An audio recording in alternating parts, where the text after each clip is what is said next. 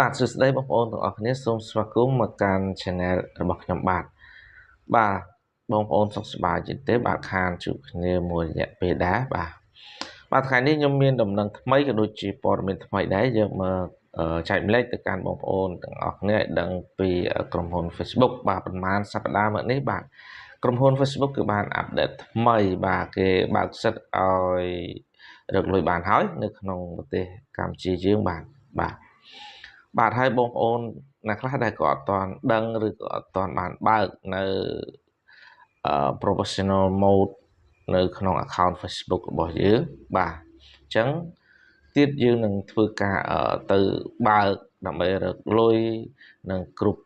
លក្ខខណ្ឌរបស់ក្រុមហ៊ុន Facebook នោះបាទសម្រាប់បងប្អូនដែលគាត់មើលថ្មីសូមកុំភ្លេចជួយចុច Subscribe និងសញ្ញារូបកណ្ដឹងម្នាក់មួយផងដើម្បីទទួលបាននៅចំណេះដឹងថ្មីៗក៏ដូចជាคลิปវីដេអូថ្មីបាទតោះបើអញ្ចឹងកុំឲ្យនៅខាត់ពេលយូរយើងទៅធ្វើការបើករកលុយទាំងអស់គ្នានៅក្នុង account Facebook របស់យើងហើយក៏ជួយត្រេកអរផងដែរដែលប្រទេសកម្ពុជារបស់យើងមានសិទ្ធិរកលុយក៏ដូចជាប្រទេសដទៃទៀតដែរបាទតោះអញ្ចឹងយើងទៅបើកទាំងអស់គ្នានៅក្នុងទូរស័ព្ទដៃរបស់យើង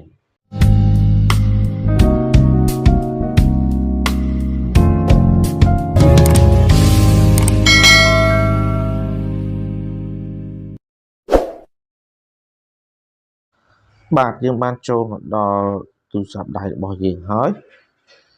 តោះអញ្ចឹងបងប្អូនយើងចូលមកបើកនៅ account Facebook របស់យើងដែលយើងអាចធ្វើការរកលុយជាមួយនឹង account Facebook របស់យើងបាទប្រហែលសប្តាហ៍មកនេះគឺក្រុមហ៊ុន Facebook គេបានអាប់ដេតថ្មីហើយក៏គេបានអនុញ្ញាតឲ្យ account Facebook របស់យើងរកលុយបានដូចជាប្រទេសដទៃដែរគឺឥឡូវនេះគឺមានប្រទេសកម្ពុជាយើងមានប្រទេសខ្មែរហ្នឹងក៏អាចធ្វើការរកលុយបាននៅក្នុង account Facebook ដូចជាប្រទេសដទៃដែរបាទតោះឥឡូវយើងចូលមកធ្វើការបើកទាំងអស់គ្នាបាទអញ្ចឹងជាទូទៅគឺបងប្អូនតែងតែមាន account Facebook បាទអញ្ចឹងប្រហែលថ្ងៃនេះខ្ញុំបានទទួលដំណឹងក៏ដូចជាព័ត៌មានថ្មីពីក្រុមហ៊ុន Facebook របស់យើងហ្នឹងបាទគេបានធ្វើការឲ្យយើងហ្នឹងមានសិទ្ធិរកលុយនៅលើ Facebook profile របស់យើងបានហើយបាទអញ្ចឹងបងប្អូនទាំងអស់គ្នាគឺត្រូវតែខិតខំធ្វើ content ថ្មីដើម្បីរកលុយជាមួយនឹង account Facebook របស់យើងបាទតោះឥឡូវយើងមកធ្វើការបើករកលុយទាំងអស់គ្នាបាទអញ្ចឹងទី1គឺបងប្អូនចូលមកកាន់ Facebook របស់យើងមកបាទយើងចូលមកកាន់ចឹងមកចុច click នៅលើ Facebook តទៅទៀតបងប្អូនត្រូវចូលមកកន្លែងរូប profile នេះបាទចូលមករូប profile របស់យើងមកអញ្ចឹងនេះជាប្រវត្តិនៅ account Facebook របស់យើងហើយបាទអញ្ចឹងយើងអត់ទាន់បើកគឺវាចេញលក្ខណៈបែបហ្នឹងបាទវាអត់ទាន់មាន follower ឬក៏ following អីទេហើយអត់មានអ្នកទាន់follow នៅ profile របស់យើងទេអញ្ចឹងបងប្អូនមកមើលនៅចំណុចចុច3នេះបាទកន្លែងហ្នឹងបងប្អូនខ្លះគាត់ថាត្រេ3មិនមែនត្រេ3ទេគឺចុច3បាទអញ្ចឹងបងប្អូនคลิกមកលើសញ្ញាហ្នឹងមកបាទដើម្បីយើងទៅធ្វើការបើកអញ្ចឹងមានន័យថាវាចេញរូបកាបូបដូចជារូបវ៉ាលីហ្នឹងមានន័យថាយើងបើកនេះគេដាក់ turn on professional mode បាទអញ្ចឹងយើងចូលមកកាន់កន្លែងហ្នឹងមកបាទយើងចូលមកកាន់មើលបាទយើងចូលមកហើយយើងចុចលើពាក្យថា turn on នេះមកបាទចុចលើពាក្យថា turn on ហ្នឹងបាទយើងនឹងធ្វើការបើកបាទឃើញទេអញ្ចឹងកន្លែងនេះបងប្អូនអាចចុចពាក្យថា start exploring ឬក៏ពាក្យថា done នេះតែយើងចុចពាក្យថា done ណាចុចពាក្យថា done អញ្ចឹងមានន័យថាយើងបើកនេះមិញពេលយើងអត់បើកវាមានរូប profile friend របស់យើងទេឥឡូវរបស់ខ្ញុំនេះគឺមាន421 follower ហើយ following មានន័យថា following អ្នកតាមដានណាអ្នកតាមដានហ្នឹង78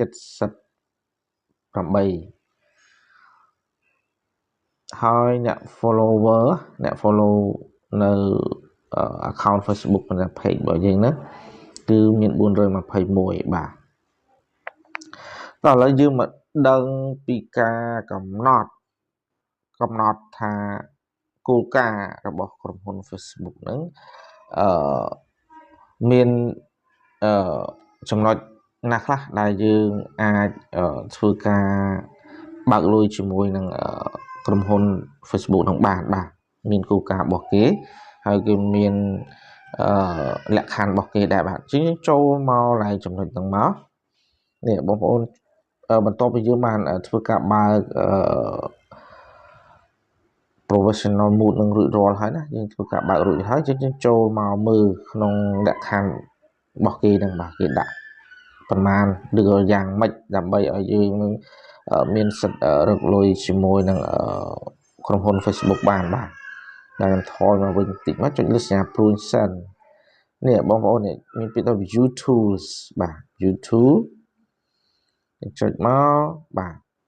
ញ្ចឹងដើម្បីយើងធ្វើការរកលុយជាមួយនឹងក្រុមហ៊ុន Facebook បានបងប្អូនត្រូវមានលក្ខខណ្ឌ2ចំណុចបាទដែលគេដាក់កំណត់ឲ្យយើងណាគេថាគោលការណ៍របស់ក្រុមហ៊ុន Facebook ហ្នឹងគេមានគោលការណ៍របស់គេបាទអញ្ចឹងបងប្អូនចុចមកលើពាក្យ star ដើម្បីយើងចូលមើលបាទយើងចូលមើលគោលការណ៍របស់ក្រុមហ៊ុន Facebook បាទអញ្ចឹងនេះគឺឲ្យយើងរកចំនួន follower ហ្នឹង1000 follower បាទមានន័យថាក្នុងរយៈពេល60ថ្ងៃបាទអញ្ចឹងរយៈពេល60ថ្ងៃហ្នឹងគឺយើងត្រូវតែរកឲ្យបាន1000 follower ហើយបងប្អូនធ្វើយ៉ាងម៉េចក៏ដោយគឺរកឲ្យបាន1000 follower ហ្នឹងមកបាទគឺក្រុមហ៊ុននឹងឆ្លើយតបមិនថា reply មកកាន់បងប្អូនវិញថាត្រូវធ្វើយ៉ាងម៉េចទៀតដើម្បីភ្ជាប់ជាមួយនឹង account របស់យើងដើម្បីរកលុយបាទអ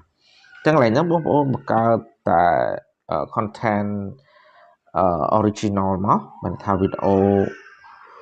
គេថាវីដេអូ original ផ្ទាល់ខ្លួនរបស់យើងធ្វើម៉េចកុំយកវីដេអូរបស់គេបើសិនជាបងប្អូនយកវីដេអូរបស់គេគឺវានឹងអាចជាប់ copyright គឺវាអត់អាចរកលុយបានទេបាទតោះឥឡូវយើងមកមើលកន្លែងពាក្យថា live in an ineligible country នេះយើងមកមើលតើមានប្រទេសខ្មែរយើងដែរទេដែលអាចរកលុយបានតែតាមខ្ញុំស្ដាប់ព័ត៌មានក៏ដូចជាដំណឹងថ្មីឡើងហ្នឹងគឺវាអាចរកបានបាទគឺវាអាចរកបានអញ្ចឹងយើងចុចមកលើពាក្យហ្នឹងមកបាទ click មកបាទឥឡូវបងប្អូនរកចាំសិនបាទអញ្ចឹងបងប្អូនត្រូវយកដៃអូស scroll បាទអូស scroll រហូតចឹងមកបាទអញ្ចឹងវាមានប្រទេសជាច្រើនដែលមានសិទ្ធិរកលុយជាមួយនឹង account Facebook បាទអញ្ចឹងយើងរកមើលប្រទេសកម្ពុជារបស់យើងណា Cambodia តើមានដែរទេបាទយើងអូ scroll ទៅមកបាទនេះមានប្រទេស United States ប្រទេស Switzerland បាទប្រទេសមានច្រើនប្រទេស Thailand ប្រទេស Mexico អីជាច្រើនបាទគឺបានភ្ជាប់ក្នុងការរកលុយជាមួយនឹងaccount Facebook បាទយើងថយវិញសិនមកបាទឥឡូវយើងអូសមើលម្ដងទៀតបាទតើវាមានដែរទេបាទ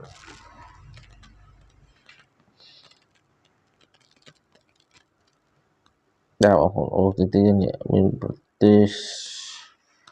កាណាដាប្រទេសកូឡុំប៊ីនេះប្រទេសកូឡុំប៊ីនេះវាជាជាងនឹងប្រទេស Cambodia យើងដែរបាទបងប្អូនច្រឡំមកកន្លែងហ្នឹងហើយខ្ញុំមើលនៅ Thailand តៃវ៉ាន់ទូគីស្ប៉ាញ Portugal ហ្វីលីពីនហ្នឹងបាទឥឡូវយើងមកមើលអក្សរ Cambodia បាទ Cambodia so ca ដល់ឃើញទេបងប្អូនបាទចឹងស្វែងទៅមួយមើលឃើញ logo យើងឃើញបា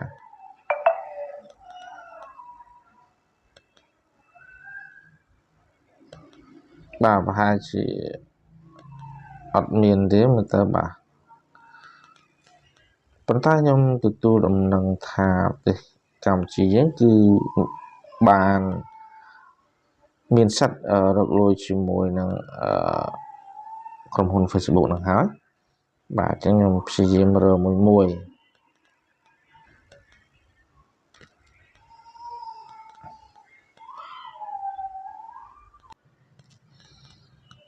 បាទហើយយើងអូ scroll តិចមកមួយបងប្អូនបាទយើងអូរកមើលប្រទេស Cambodia បាទនេះប្រទេស Cambodia របស់យើងបាទនេះអញ្ចឹងមានន័យថាប្រទេសកម្ពុជារបស់យើងគឺអាចរកលុយបានដែរហើយបាទកាលពីមុនអត់មានទេបងប្អូនបាទឥឡូវយើងចុចលើសញ្ញាព្រួយថយមកវិញមកអញ្ចឹងមានន័យថា Cambodia របស់យើងគឺអាចមានសិទ្ធិរកលុយជាមួយនឹង account Facebook បានដោយប្រទេសដទៃដែរហើយបាទអញ្ចឹងคลิปវីដេអូមួយនេះគឺខ្ញុំមានតែប៉ុណ្ណឹងដែលបានបង្ហាញទៅកាន់បងប្អូនទាំងអស់គ្នាពីរបៀបបើកនៅ professional mode បាទដែលថាការរកលុយជាមួយនឹង account Facebook របស់យើងហ្នឹងគឺបងប្អូនបើកតែប៉ុណ្្នឹងមកហើយបងប្អូនបង្កើតនៅ content original មកគឺយើងគ្រប់គោលការណ៍របស់គេបែបហ្នឹងបាទនេះចូលមកឡើង YouTube មកធ្វើម៉េចបងប្អូនរកឲ្យបាន1000នៅ follower ហើយនឹងរយៈពេល2ខែស្មើនឹង60ថ្ងៃបងប្អូនបាទអញ្ចឹងវាគ្រប់គោលការណ៍ហើយគឺយើងមានសិទ្ធិរកលុយជាមួយនឹង account Facebook ហើយបាទអញ្ចឹងសូមអរគុណច្រើនសម្រាប់បងប្អូនទាំងអស់គ្នាដែលបានទស្សនាคลิปវីដេអូរបស់ខ្ញុំមួយនេះតាំងពីចំណុចចាប់ផ្ដើមរហូតដល់ទីបញ្ចប់បាទអញ្ចឹងវាមិនពិបាកទេក្នុងការបើកនៅ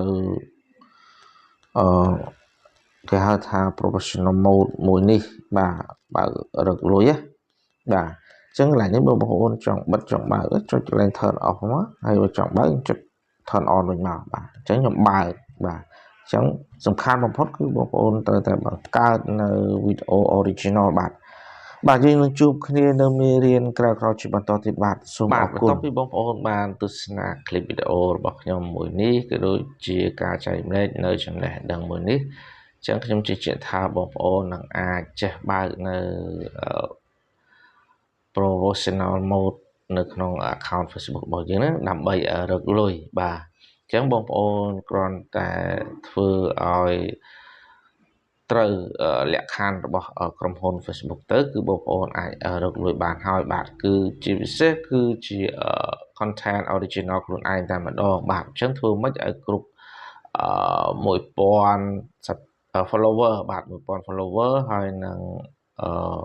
រយៈពេល60ថ្ងៃមានស្មើនឹង2ខែបាទអញ្ចឹងគោលការណ៍របស់ក្រុមហ៊ុន Facebook គឺគេដាក់គេហៅថាគោលការណ៍របស់គេហ្នឹងគឺ1000 follower ហើយនឹងរយៈពេល60ថ្ងៃបាទអញ្ចឹងហើយបងប្អូនបង្កើតនៅ content original មកហើយយើងធ្វើការផុសនៅក្នុង account របស់យើងទៅគឺយើងអាចរកលុយបានហើយបាទអញ្ចឹងរបៀបភ្ជាប់នៅធនាគារអញ្ចឹងយើងនឹងជួបគ្នានៅវគ្គក្រោយទៀតដើម្បីដឹងពីរបៀបភ្ជាប់តែធ្វើយ៉ាងម៉េចឲ្យយើងរកឲ្យបាន1000 follower សិន